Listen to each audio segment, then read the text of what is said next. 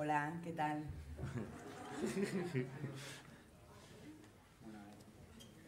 Como estamos a suficiente distancia, podemos quitarnos la mascarilla y así comunicamos de una forma más eficaz. Buenos días, ya a partir de las 12 casi buenas tardes. Gracias a los que estáis presencialmente en la sala, en el Salón de Actos de la Facultad de Profesorado y Educación y gracias a los que nos están siguiendo desde el canal YouTube de la Universidad Autónoma o el propio que hemos creado para el Congreso.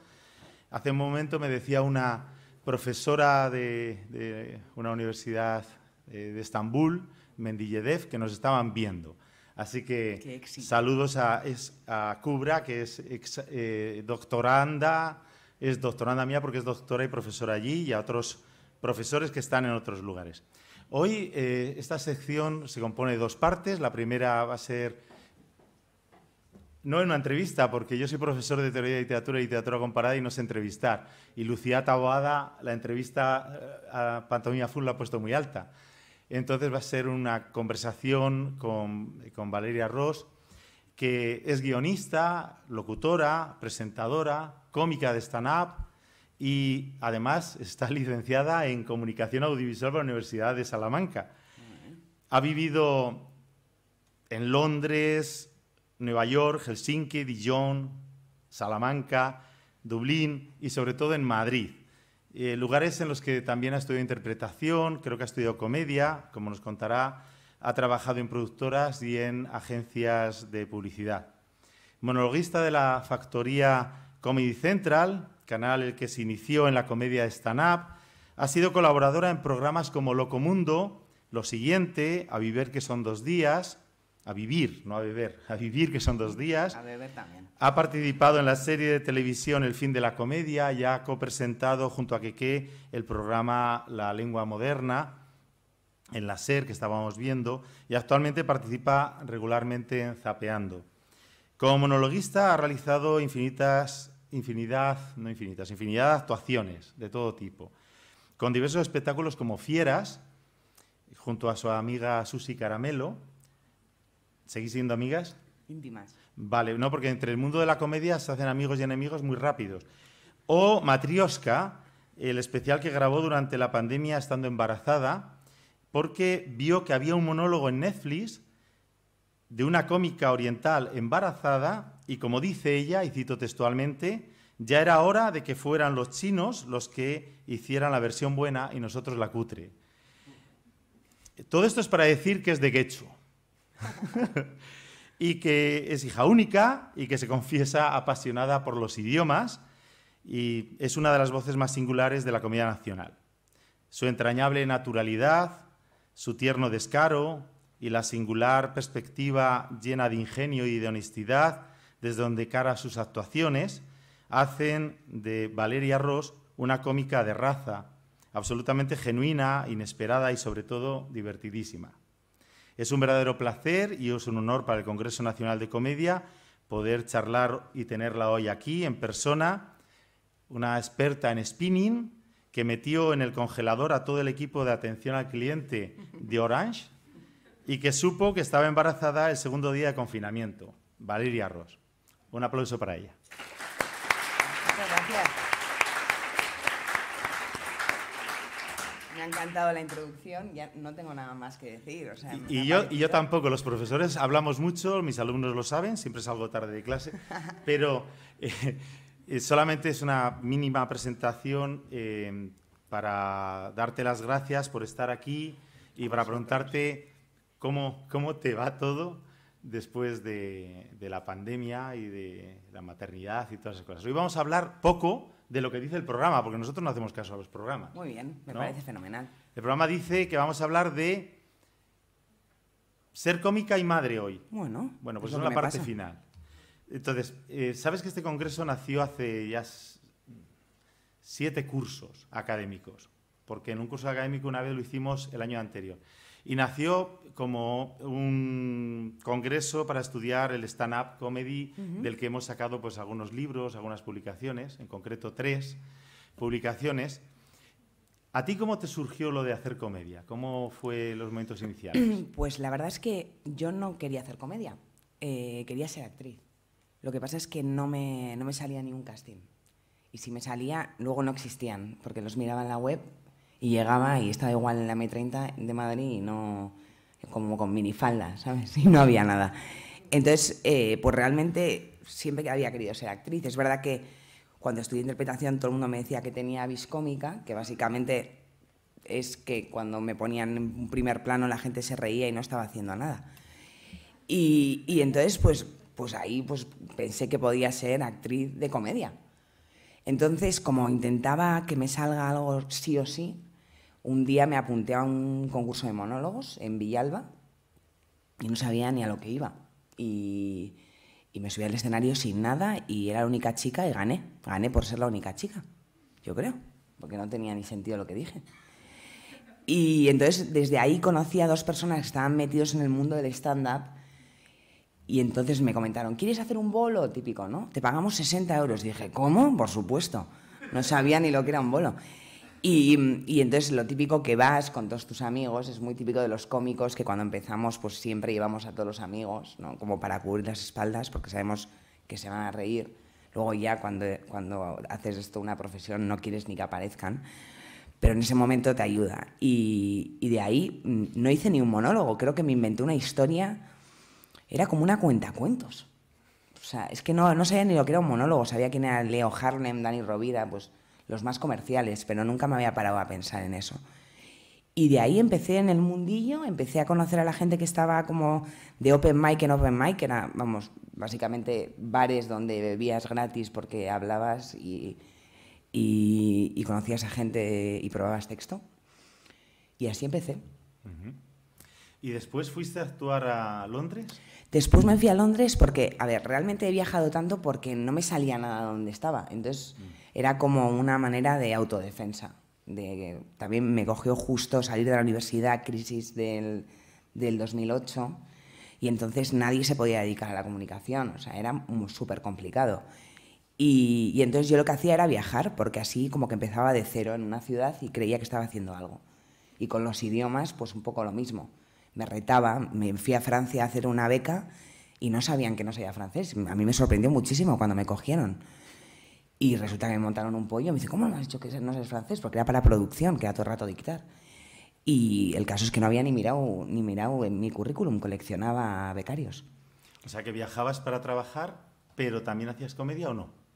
En Londres sí. O sea, yo hice este monólogo, este concurso de monólogos, conocí un poco el mundo, pero no tenía trabajo y me fui a Londres, tenía una amiga ahí, había estado en Londres viviendo un año, y me fui y un día decidí subirme al escenario a probar texto en inglés.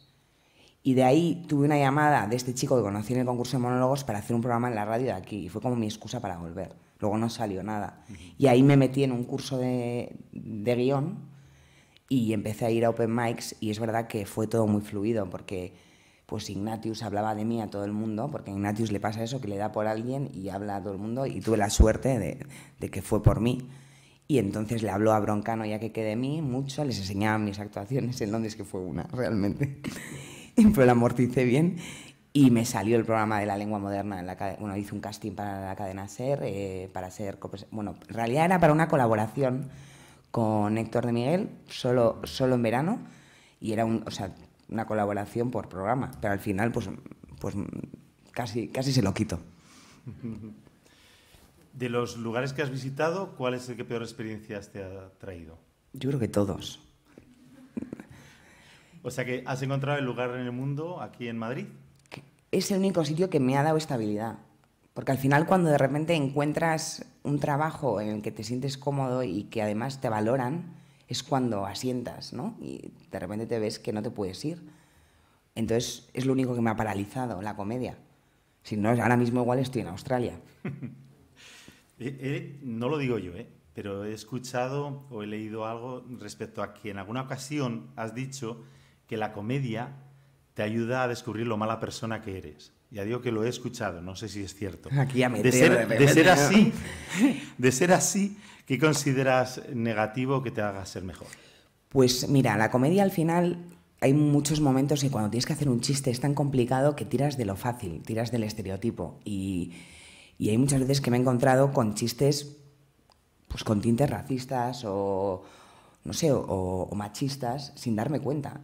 Y ahí es una manera de ver las creencias que podemos tener inconscientes, que al final... Es verdad que ahora yo no soy muy de políticamente correcto porque me da pereza.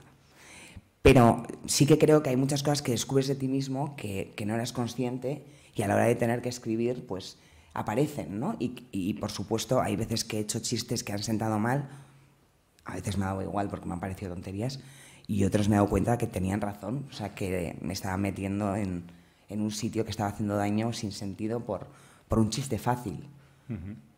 ¿A la comedia se le perdona todo? ¿O puedes caer mal al público, a la gente, por esas cosas que puedes decir, que Claro, extralimitan? yo creo que a la comedia no se le perdona nada. Ah. Al revés.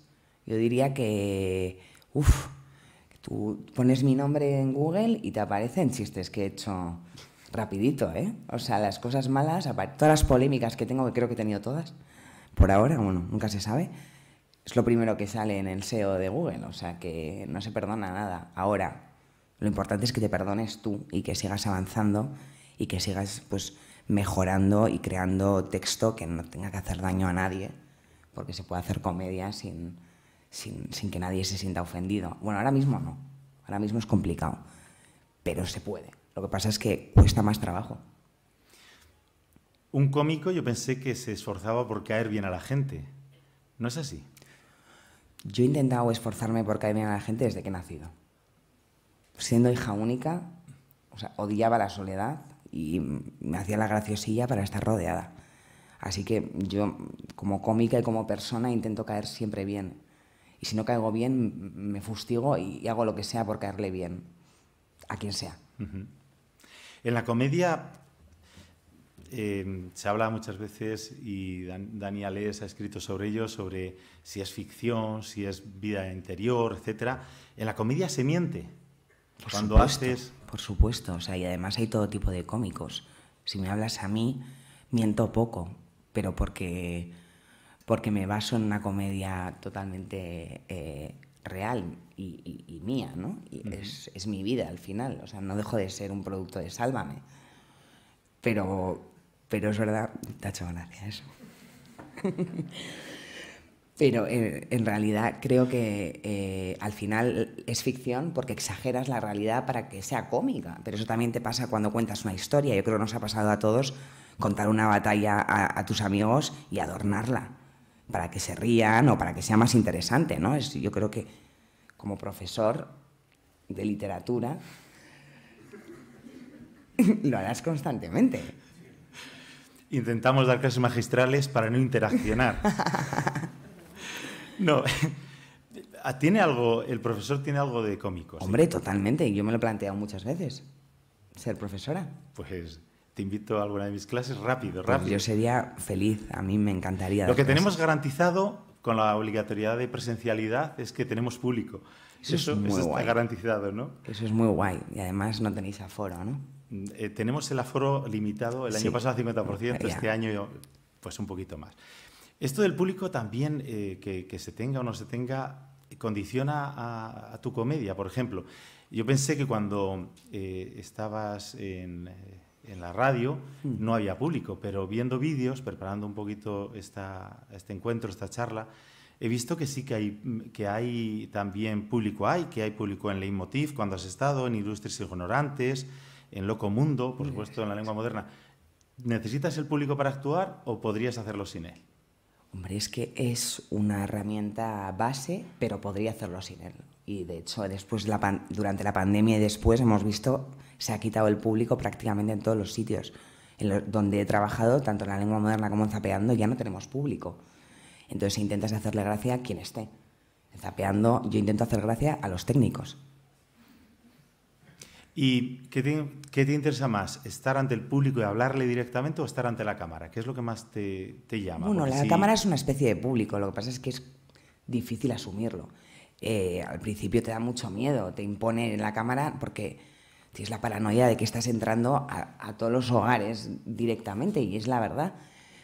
Pero yo creo que el público, a mí lo que es el in situ, el público así que estamos viendo, lo que estamos viviendo, pues para mí es lo más importante en la comedia, porque surgen cosas que estamos viviendo y que ahí es cuando más nos reímos, cuando estamos presenciando algo en ese mismo momento todos, ¿no? Entonces, es muy importante tener público y que surjan cosas. O sea, yo al final, tanto cómicos como improvisadores, no te pierdes una. Yo no puedo no hablar de algo que está pasando porque o sea, lo estoy viendo, ¿no? Y lo estamos viendo todos, entonces tengo que hablar de ello. Entonces eso ya crea como una hermandad que hace que haya una conexión y una empatía entre el público y el cómico, por lo menos en mi caso.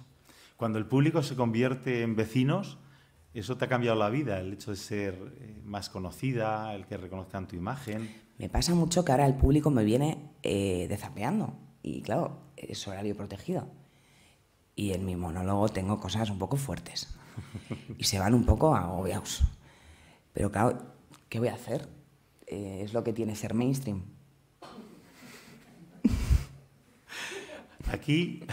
Aquí siempre hacemos una pregunta a todos los cómicos, las cómicas que han venido, que es ¿cómo preparan su material? ¿Cómo preparan el material de la comedia? ¿Tienes algún sistema?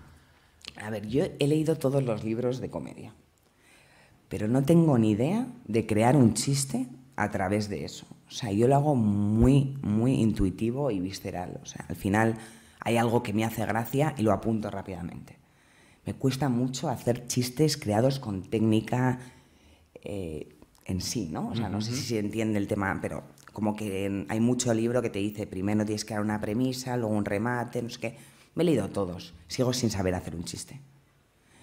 Y entonces al final mi material yo lo creo de mi vida, entonces de cosas que normalmente son cosas que me pasan de meteduras de pata, que es constantemente, entonces siempre tengo material. Antes escribía el triple, después del embarazo y después de la pandemia y de tener una niña que va a cumplir un año, no escribo nada y tengo un remordimiento de conciencia impresionante, pero es que me come la vida. Tengo 3. ¿Y pruebas, por ejemplo, el material? ¿Lo vas probando? ¿Lo pruebas con amigos? ¿Lo pruebas en salas? No soy muy de probar con amigos, soy más de probar en salas, porque creo que se están dando cuenta que estoy probando y es una vergüenza. Una vergüenza que un amigo me quiera contar algo real y yo le esté probando texto ahí calladita, sin decírselo. Parece una falta de respeto un poco, ¿no? Pero lo hago. Lo hago igual porque no me da tiempo de ir a probar texto. Antes estaba todo el día, todos los días de la semana iba a probar texto. Y todos los días de la semana al final se convertía en una cerveza que me agobiaba, ¿eh? Sí. Y ahora no. Ahora ya lo pruebo en mi espectáculo directamente o lo pruebo en Twitter también. Pruebo chistes en Twitter, que funcionan muy bien. Porque si es bueno el chiste, tiene muchos retweets. Si es malo, aunque tú creas que es buenísimo... Y luego lo incorporas al espectáculo. Y luego lo incorporo, sí. O creaba secciones a raíz de una premisa que podía escribir en Twitter. Ajá. Eso lo he hecho mucho. Todos los cómicos siempre recuerdan sus pinchazos también. ¿Recuerdas algún pinchazo del que...? Constantemente. Yo tengo pinchazos constantemente. Lo que pasa es que tengo la suerte de que no decaigo. No decaigo. Yo puedo estar en una sala, la gente no se ríe y yo sigo para adelante. No, creo que es una virtud, porque conozco a muchos cómicos que se van abajo y es todavía más triste. Pero yo, en cambio, me quedo ahí con una elegancia. O sea, la constancia, ¿no? No sé, es como que me da igual. Digo, estoy haciendo mi trabajo. Eso es cuando al profesor le hacen una pregunta que no se sabe, continúa la clase. Claro, por supuesto. Evita, no está pasando nada. Si no reís es vuestro problema porque hay un chistaco aquí. Y sigo con una elegancia abrumadora. Vosotros trabajáis mucho con la imagen, trabajáis con el texto, pero también trabajáis con la voz.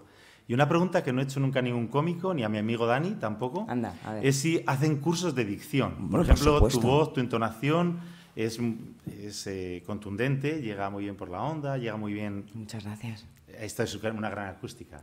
Entonces, ¿pero trabajas también la dicción? ¿Has hecho trabajos de fonetría? He hecho mucho trabajo cuando quería ser actriz. Es que ya se me ha pasado, porque como tengo trabajo...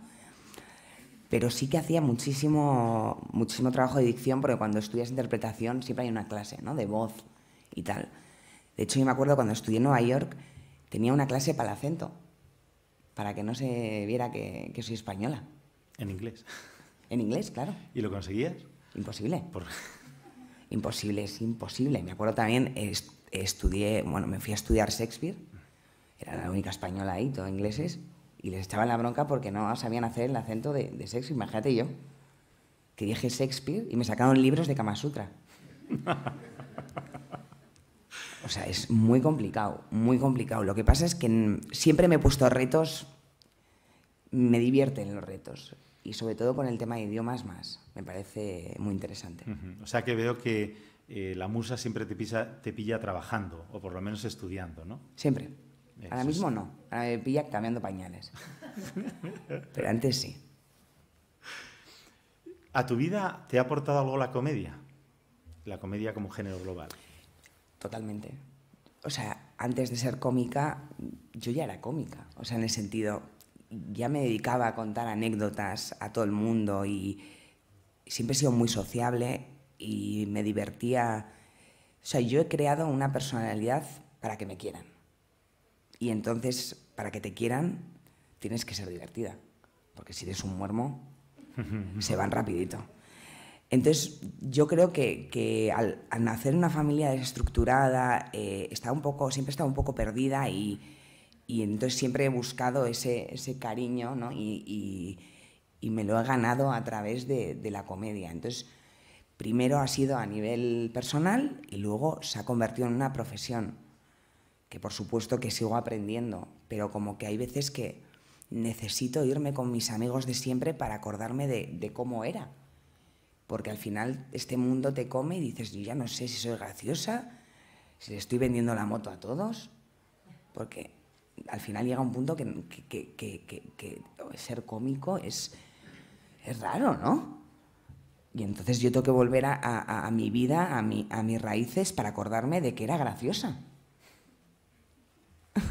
Antes Robert No sé Bodegas, si tiene sentido. Robert Bodegas ha hecho una referencia a ti. ¿Ah, sí? Diciendo que no sabes si te han perdonado las enfermeras por la anécdota de zapeando. Madre mía, pues la del suelo pélvico ni te cuento. ¿Te lo han perdonado o no? La del suelo pélvico está en Matrioska. La del suelo pélvico respondí en Matrioska, pero no tiene muchas visualizaciones. Y fueron los fisioterapeutas, ¿no? Sí. O sea que... Yo no sé qué tienen no sé qué les pasa conmigo a los gremios. Salí de enfermera, yo hacía una sección en Zapeando que era lo que pides, lo que te llega, y salía vestida de enfermera. De hecho, me hicieron pinchar aquí que he peinado en un dedo, que, oh, madre mía, me pareció ya demasiado real, ¿no? Y salí de enfermera vintage. Era vintage el disfraz. Lo que pasa es que estaba ahí en una época que estaba todo el día yendo a spinning y estaba bastante buenorra. Entonces el disfraz vintage me quedaba muy sexy. Yo he visto muchas veces el...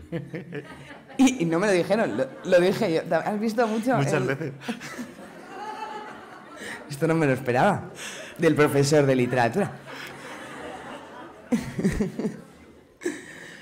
En fin. Pasó esto, nada. Se ríe más contigo, ¿eh? Es que ellos no lo han visto, se van a conectar ahora. Ah, vale, ok. Entonces, claro, básicamente eso es algo que llevan luchando las enfermeras y los enfermeros para quitar ese estereotipo. Bueno, esto ni nos lo podemos imaginar, ¿no? Porque al final cada gremio tiene su historia y su película. Y entonces ellos llevan toda la vida pues luchando para que no se vea a una enfermera como un sex symbol. Yo no entiendo por qué, yo estaría encantada, ¿no? Pero bueno, en fin, esto no se puede decir, y menos ahora. El caso es que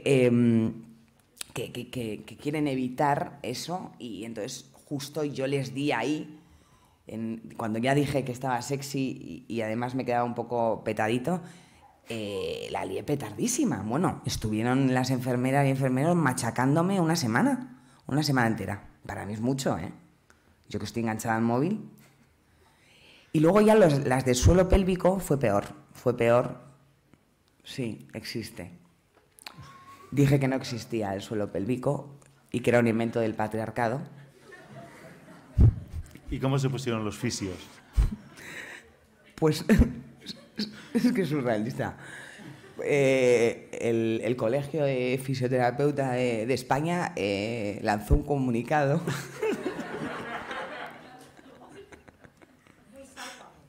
Muy sálvame. Sí. Todavía no apareció mi padre. Y nada, lanzó, y yo no me podía creer. Y yo estaba a punto de dar a luz, y me llegaba cada mensaje. En plan, ojalá estés en tu concierto favorito y te hagas pis. O sea, era una salvajada. Y además yo estaba hormonadísima, ¿no? Y digo, o sea, me van a matar de un disgusto con estos mensajes de terror. Y entonces, pues, decidí contestarles en el monólogo. Lo que pasa es que no lo han visto, menos mal. Pero esos fueron los fisioterapeutas mucho peor que los enfermeros, ¿eh? Madre mía la que me dieron. Tuve que escribir ya seria que me parecía una falta de respeto que a una embarazada de casi 9 meses le estén bombardeando con estos mensajes de que voy a hacerme pis en todos los lados. O sea. Cuando fuiste a dar a luz no te hicieron ninguna broma, ¿no? Yo estaba acojonada de encontrarme ahí a alguien, o enfermeros, o madre mía. Digo, al presidente o la presidenta claro, de España. No, la verdad es que di a luz, tuve una cesárea maravillosa. Bueno, maravillosa tampoco, ¿no? Pero vamos, que duró 10 minutos. ¿Y cómo es, cómo es eso de conciliar, ahora que ya hemos llegado al parto? ¿Cómo es eso de conciliar la vida de madre con la, con la económica? Que ahí está. Ya como... No, es que le estoy viendo con el bebé y, me ha recordado a mí. Ah, he pensado, pensé que era más mayor tu hija, porque es la hija de Juan Cerezo, que también es profe con nosotros. Ah, pues entonces me entendéis perfectamente, ¿no? Es el tercero. El tercero. Bueno, la tercera. Entonces ya no os voy a decir nada porque os habéis metido en el marrón vosotros, o sea, vosotros habéis querido. Es muy complicado, es lo mejor que me ha pasado en la vida, pero yo que soy adicta al trabajo porque me encanta mi trabajo, me he vuelto cero trabajadora. O sea, trabajo, ¿no? Improviso mucho, pero a mí me divierte el estudio. Y a mí lo que más me gusta es estudiar, que es rarísimo, ¿no? A estos no. A estos no. No sé, yo era la típica que a mí me divertía muchísimo tener 500 colores y hacer apuntes rarísimos y estudiar. Siempre me ha gustado estudiar. Entonces, yo la comedia lo trabajaba como un estudio y entonces eso ya no forma parte de mi día a día. No estoy actualizada porque al final, en cuanto llego a casa, estoy dedicándome a mi hija. Y entonces, como tengo trabajo, porque soy un poco funcionaria del humor, ¿no? Cuando ya trabajas en Zapeando todos los días y tal, hay un punto que es raro, ¿no? Es ser artista y tener... No tengo nómina, la verdad, pero como si la tuviese. Me dan de alta al día, serán cabrones. Pero bueno, el caso es que soy una afortunada por tener esto, pero a la vez creo que la conciliación es muy complicada, sobre todo haciendo una gira ahora mismo. Pues el fin de que viene me voy con la niña a Palma de Mallorca a enseñarle. Palma de Mallorca. Está recorriendo, vamos, no tiene ni un año y vamos, ha vivido más que yo. Es muy complicado conciliar. Esa es la realidad. Esta es la realidad. Pero ¿y tu forma de ver? Por ejemplo, trabajas de otra manera, estudias menos porque tienes menos tiempo, sí. Eso es temporada, pero tu forma de ver la comedia también la cambia, digamos, comillas, la madurez de haber sido madre o no. Bueno, madurez. Vamos a ser realistas, o sea, yo voy a ser inmadura toda la vida. Lo que pasa es que si hay una responsabilidad, ¿no? Entonces al final hay un ser humano, o sea, es que un bebé ve un precipicio y se tira. O sea, hay una responsabilidad ahí enorme. Entonces, al final, pues lo que tengo es más disciplina a la hora de vivir. Pero en la comedia, ¿no? En la comedia me ha cambiado que ya no tengo tantos nervios.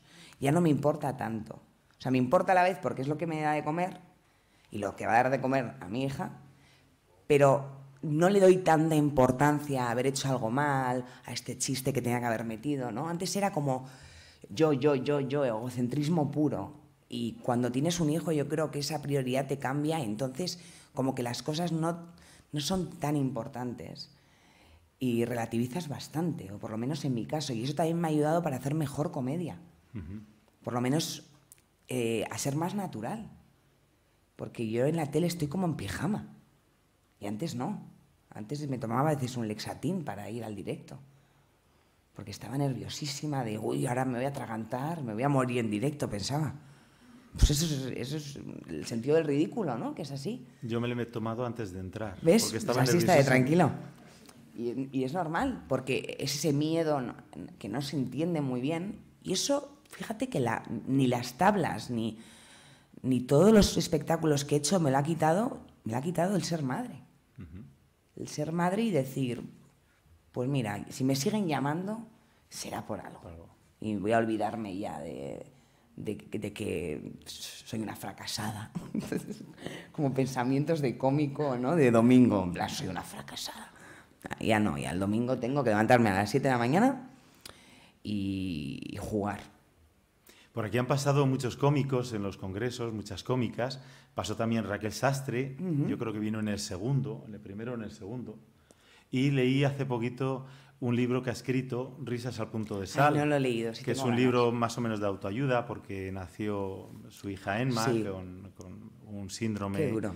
Entonces, ella en la parte final del libro, yo me lo he leído con mucho interés por muchas razones, ¿no? Por esa idea de los cómicos que luego escriben, ¿no? Pero en la parte final, ella, que siempre habla muy bien de su pareja, de su marido, Joserra, que es pediatra, y al que en el libro le vapulea continuamente, porque utiliza el humor para hablar de todo esto. Todo va bien y nace Emma, empieza y tal. Ya. Pero al final hay una parte amarga de cómo el ser madre de Emma le ha separado del mundo de la comedia muchísimo, y que no podía volver y que no sabía si iba a poder volver. Por lo que veo, tú sigues trabajando, ¿no? Yo soy madre soltera. Ahí hay un punto ya diferente. Primero porque no me apalanco en casa, porque al final con pareja te apalancas más.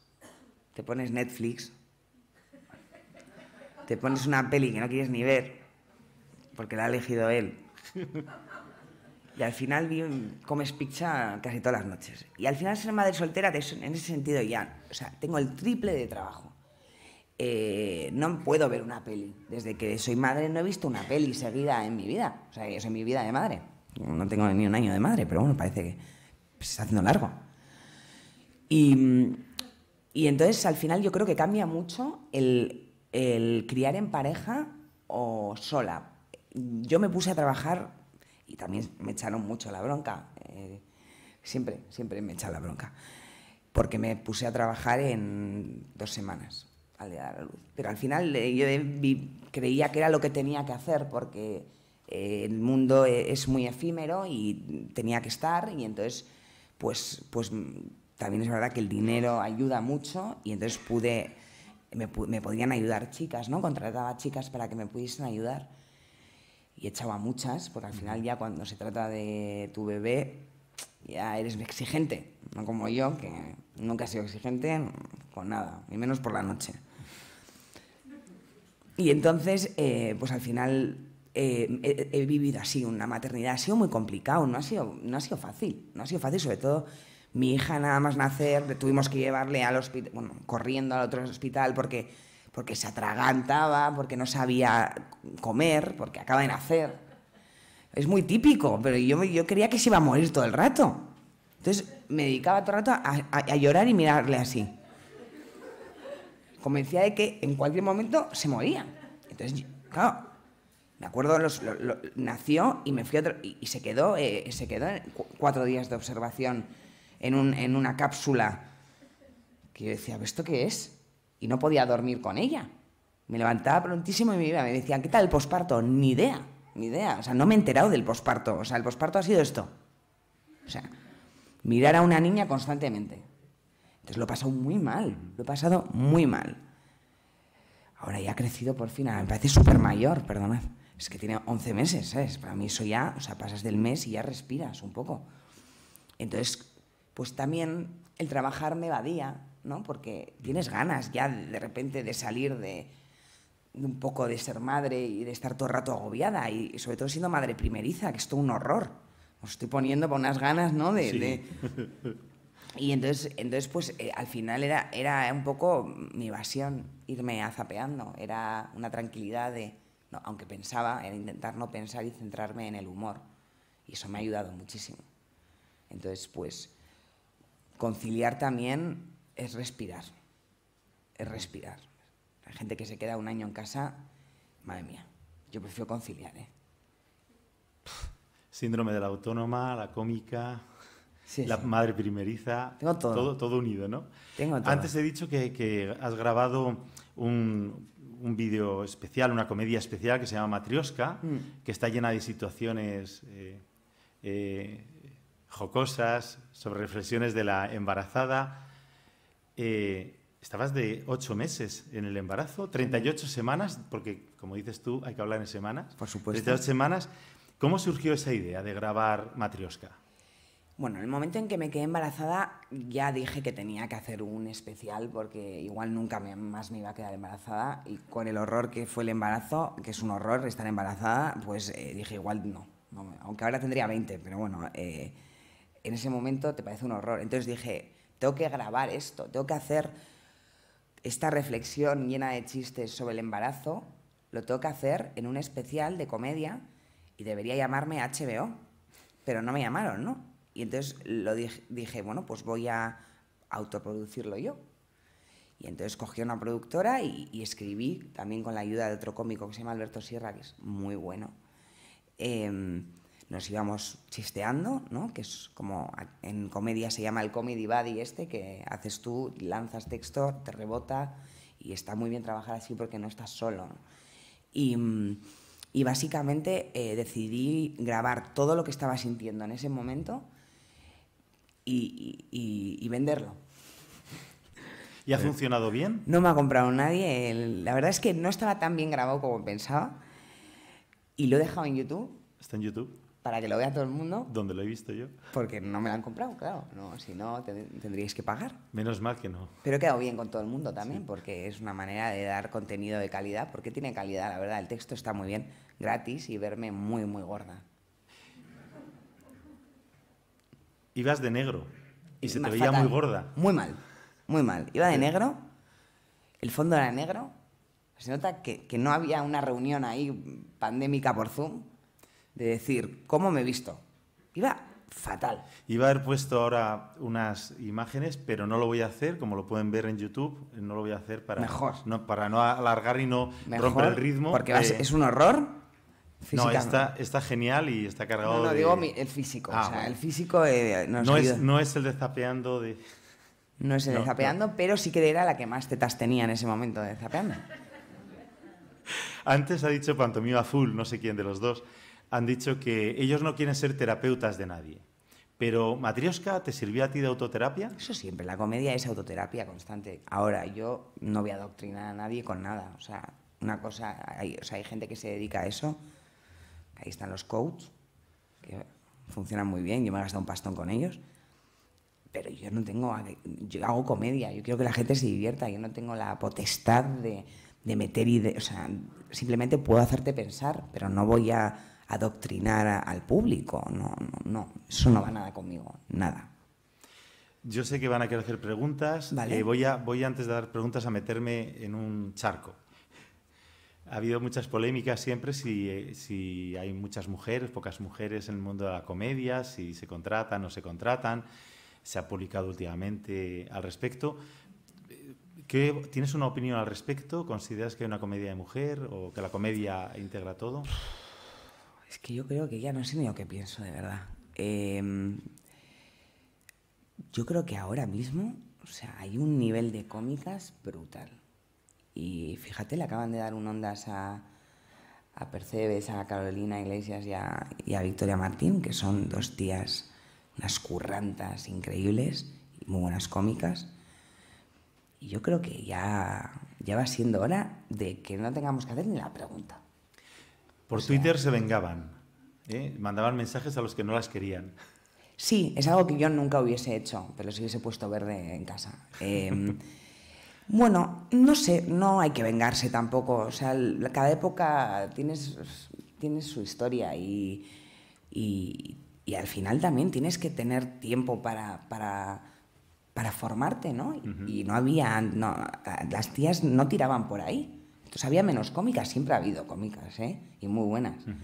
Pero es verdad que ahora hay un boom con el movimiento feminista que es maravilloso porque tiene que haber de todo. Y todo tipo de cómicas también. O sea, ya no es una cuestión de humor femenino, es que mi humor femenino puede ser diferente del de otra mujer. Entonces, al final yo creo que ya hay una cosa que es, vamos a intentar evitar hablar de género y vamos a hablar de personas, o sea, en sí, sin importar si es mujer, hombre, no binario. Bueno, puedo empezar y no callar porque hay 500.000. Entonces, yo creo que es más la esencia de la persona. Sí que es verdad que los hombres y las mujeres pues somos diferentes, hay un punto de diferencia, y que yo me voy con mi grupo de amigas y estoy 8 horas hablando del mensaje que me ha escrito intentando descifrar, ¿no? Y eso igual los hombres no lo hacen. Sí que hay temas que pueden ir por ahí porque es la realidad, es instintivo, pero yo creo que ya en comedia, cuando te empiezas a trabajar los textos y tal, igual es de comedia primeriza lo de empezar a hablar desde un punto de vista lo que hablas con tus amigas, ¿no? Pero cuando ya te metes en materia, cuando ya eres a nivel profesional, te estás ganando la vida con eso, ya no hay género ahí, ya te estás trabajando un chiste y da igual si eres hombre o eres mujer. Entonces yo creo que ya se ha demostrado que el humor no es cosa de hombres, que el humor no tiene género, básicamente. Antes, para ir acabando y dando el turno de palabras, ¿te apetece contar la anécdota del sombrero italiano? Si queréis, por apetecerme. ¿Está puesto ahí o qué? No. Vale. Bueno, a ver, yo he actuado al principio muchísimo con Susi Caramelo, que seguramente conozcáis porque se ha hecho viral y yo creo que es la mejor cómica de este país. Pero bueno, el caso es que teníamos un show juntas que se llamaba Fieras y entonces nos íbamos a actuar. Y entonces, pues bueno, entre Susi y yo no sé quién está peor, la verdad, no. Porque Susi aparentemente está peor, pero luego en la realidad estoy peor yo. Y entonces yo siempre tenía las ideas. Entonces mi cabeza loca, en un autobús a Valencia, era verano, me llevé un sombrero que no me había puesto en la vida. Un sombrero de estos como de sombrerito mono de malecón. Y total, que fui en el autobús con ella y de repente me di cuenta que no tenía el sombrero, un sombrero que me importaba cero. Pero de repente, cuando desapareció el sombrero, me importaba, bueno, me inventé que era de italiano, de no sé qué, me había comprado en Nueva York, no sabía ni dónde había salido ese sombrero. Y entonces le dije a Susi que creía que me lo habían robado en un autobús. ¿Quién va a robarme ese sombrero? Bueno, pues yo cecadísima que me habían robado el sombrero. Y entonces vimos a unas niñas que estaban al lado y se reían, y creíamos que se reían porque me habían robado el sombrero. Es que no tiene sentido. Y entonces Susi, que es la voz cantante, fue directa, ¿no? Mirándoles a ellas como el bolso. Entonces, cuando llegamos a Valencia, hicimos que nadie pudiese salir Del tren. hasta que llegara la policía. Y que enseñaran las mochilas todo el mundo. Y después de 1000 horas en el bus, todo el mundo con un agobio, un calor, y tienen ahí el sombrero, tal. De hecho, hizo una parada y se bajó un señor y dijo, mi sombrero, y ponía Ron Barceló. Ay, nada, es que es tan tonto. Entonces, bueno, la liamos petarda, la gente gritando que quería salir, nosotras súper dignas, mirando las mochilas, y de repente, cuando ya abren, el policía iba abriendo los bolsos, de repente dice alguien, ¡está aquí! Y estaba debajo de mi asiento. Se me había caído y no lo había visto. Bueno, nos querían matar. Y sí, pues de esas, miles. De esas, pues 500. Con Susi, el triple. Valeria, ¿te parece que demos un turno de palabra al público? Por supuesto. ¿Quiere alguien hacer alguna pregunta? ¿Queréis intervenir? Os pasamos el micrófono. No me tengo que levantar. El botón.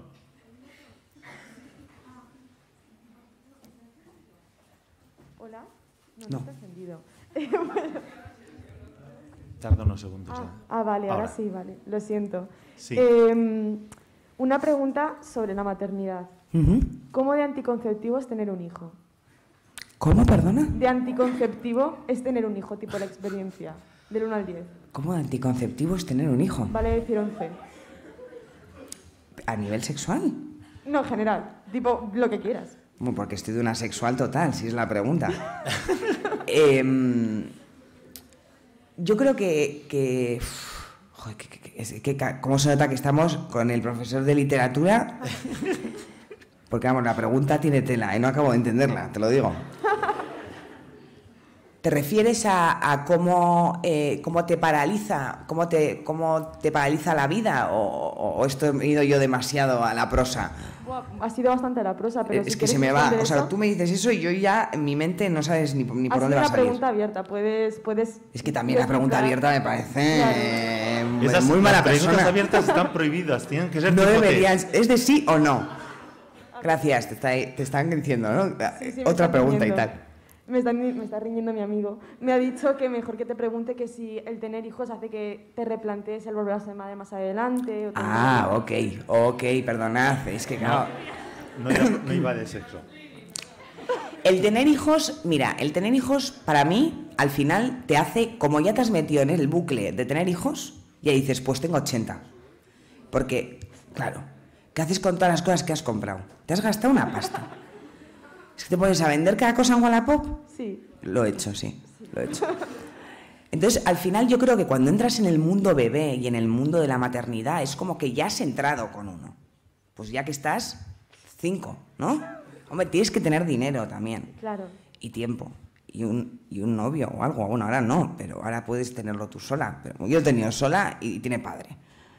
Aunque no lo parezca. Esto, ostras, sí, perdón. Esto no era demasiado para este momento. Pero vamos, yo me replanteo seguir formando familia. No sé cuándo, ni con quién. Sola no. No lo haría sola. Me ha parecido muy duro y me apetece compartirlo si vuelvo a tener hijos. Ahora, hasta que me llegue alguien. Lo mejor es utilizar, ya sabes, ¿no? Gustavo tiene allá una pregunta. La última pregunta para poder dar paso a la mesa de teatro. Claro, es que estoy aquí cogiendo el tiempo de la mesa de teatro, perdona. No. Bueno, muchísimas gracias por haber venido y mi pregunta va a ser muy sencillita. Cuando el profesor Gómez Alonso, el visualizador de tu vídeo, por cierto, a partir de hoy, ha hecho la presentación. Ha hablado de dos facetas tuyas, una la hemos tratado y me interesa un poco relacionar las dos, que es una cómica, que es la que conocemos, y otra menos, que es la de guionista.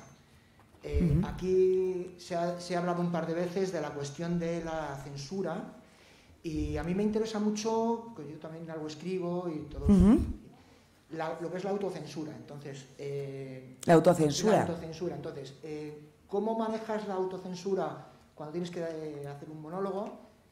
¿Y cómo manejas la autocensura cuando tienes que escribir un guión, por ejemplo? Los tiempos son distintos, con lo cual, pues un poco cómo lo manejas. La verdad es que, nada, muchas gracias por la pregunta. La autocensura no la utilizo mucho. Es verdad que, porque al final creo que es algo un poco inconsciente, ¿eh? No, mi autocensura, ese límite que dicen, hay límite en el humor, yo sí lo tengo inconscientemente. Entonces, hay cosas que no me hacen gracia. Lo que no me hace gracia, no lo escribo. Entonces, eso ya es una manera de censurarme algo, ¿no? Pero luego, por ejemplo, para un guión ya de tele, cuando tienes que mandar texto, ahí sí que lo miras más, porque al final hay chistes políticos, Entonces, en el humor se premia mucho lo arriesgado, pero esto se premia en cómicos, no en el público, que es algo muy interesante, porque los cómicos tendemos a creer que tenemos que superarnos con chistes que están en el límite. Y lo premian mucho los demás cómicos del gremio. Pero la gente no. La gente solo quiere reírse. Entonces, eso también lo hemos aprendido mucho y me han censurado bastante cosas que estaban en el límite para que yo creía que daban calidad a mi profesión, pero realmente no. Entonces, ahora mismo directamente no me autocensuro, me censuran. Me censuran y sí censuran. Y me han quitado mucho chiste para tele y tal, que es arriesgado y que yo pienso que igual les iba a parecer bien, pero no. Porque al final no dejan de ser empresas, sobre todo pues de telefonía móvil y tal, que hay detrás, que tienen muchos clientes y que, bueno, que jugar con la política, con estas cosas, pues no funciona muy bien, ¿no? Lo hemos visto, ¿no? Que hay muchos problemas con personas que con la libertad de expresión, que han dicho lo que han querido y, bueno, esto no se puede. Pues me censuran. No me censuran mucho tampoco porque no soy muy activista en el sentido de mi comedia no es muy activista, pero sí que ha habido bastante censura en sí. Autocensura, y ya te digo, a nivel inconsciente. Muchas gracias, Valeria. Gracias a vosotros y vosotras por estar aquí. Espero que hayas estado a gusto con nosotros. Super. Y despedimos con un aplauso. Muchas gracias. Gracias.